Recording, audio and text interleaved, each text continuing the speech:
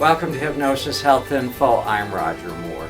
We've known for years that Americans are among the fattest people on earth, and based on trends over the recent years left unchecked, 100% of all Americans would be overweight or obese by the year 2050.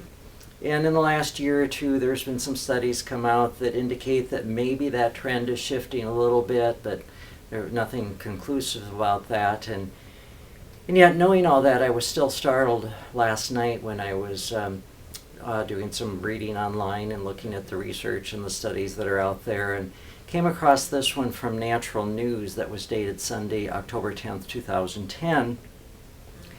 And it says, America is already on the verge of drowning in sick care bankruptcy, but the situation is about to get even worse.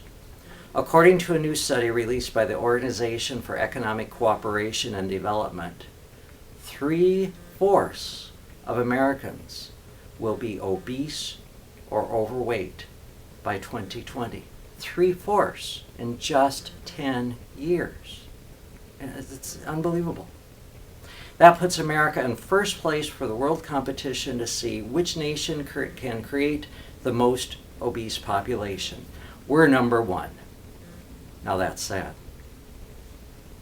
Seriously, according to the research, America is number one on the world obesity rankings, meaning a higher percentage of the U.S. population is obese or overweight than in any other country in the world. Not surprisingly, why this is happening brings up all sorts of different explanations, ranging from entirely valid to completely bizarre.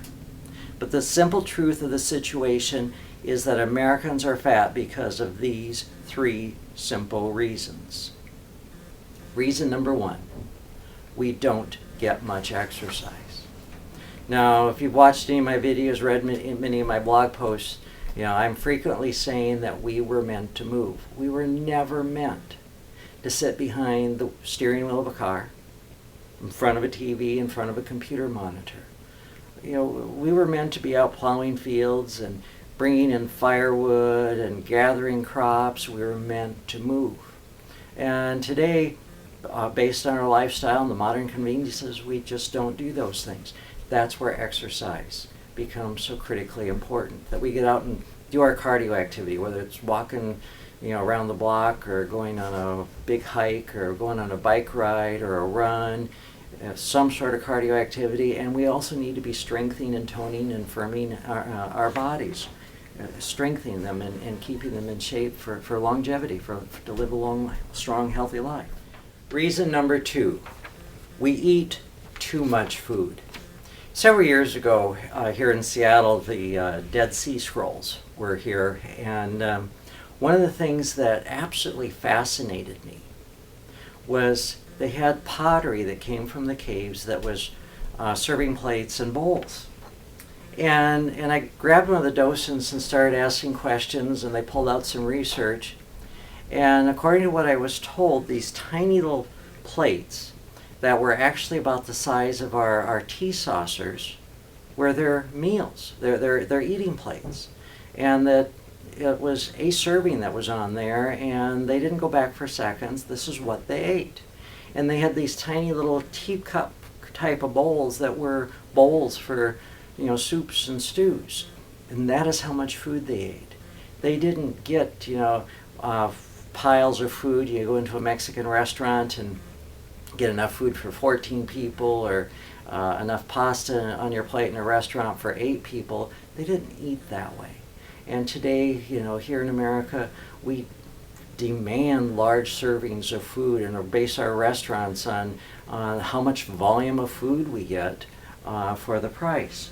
And those of us with Depression-era parents, we have that 11th commandment, the most powerful hypnotic suggestion ever given: clean your plate, don't waste food. And we go, okay, so we do. We take on that belief system, and we want to clean our plates. We're just eating way too much food.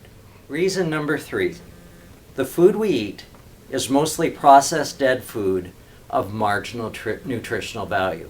Now, if you haven't seen my Thursday, October 14th, 2010 blog post, you might want to go take a look at that, or maybe not. Take a look at the picture of this pink goo that's used for processed food, processed meats, and things like chicken McNuggets and salami and lunch meats and those types of things. Take a look at that. Read the information that's there, and if that doesn't get you to stop eating processed foods, then I sure don't know what will. The article goes on to say that these 3 reasons largely explain why America has become the fattest nation in the world. You know, folks, we simply cannot afford, as individuals, as a country, as basically the world economy, cannot afford to continue this trend of obesity. And it's preventable. We don't have to continue getting fatter. We can really reverse this and change this around. And yes, I know there's lots of factors that come into play, and one of them is genetics, but don't use that as an excuse. And believe me, I know all about that, because in my family, both my dad's side and my mom's side, there's plenty of obese people. And I grew up the fat, obese kid and was obese most of my life. It's only been the last 14, 15 years that using hypnosis, eating a plant-based diet, and with exercise, that I was able to take the weight off, and most importantly, keeping it off and become healthy. I don't take any medications today. I went from borderline diabetic and high blood pressure to being well within very healthy, normal ranges simply by changing my lifestyle. So we can reverse this trend. We do not have to be the fattest people on this earth. And it's really sad to say that being at a healthy weight is abnormal in our culture. That's just really sad. But we can reverse that. So I really invite you to take a look at your lifestyle, at the food that you're eating, and stop buying processed foods. One of the ways we're going to reverse this is by voting with our checkbooks. So stop going to fast food restaurants. Stop buying fast food, processed foods. And there's ways that you can create quick, simple, easy, affordable, healthy meals.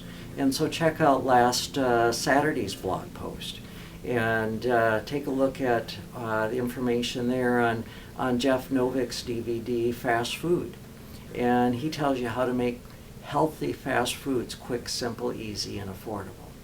Take a look at all the other tools, the resources that are here at Hypnosis Health Info and at slenderforlife.com.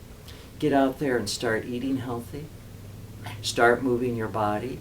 And I'd really urge you to consider using hypnosis, because with hypnosis, you get to change your thoughts, you change your emotions, you take control over your desires and over your taste buds, and you can create healthy eating habits and that desire to move.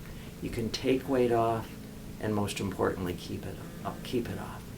Let's stop being number 1 when it comes to obesity. I'm Roger Moore, and this is Hypnosis Health Info.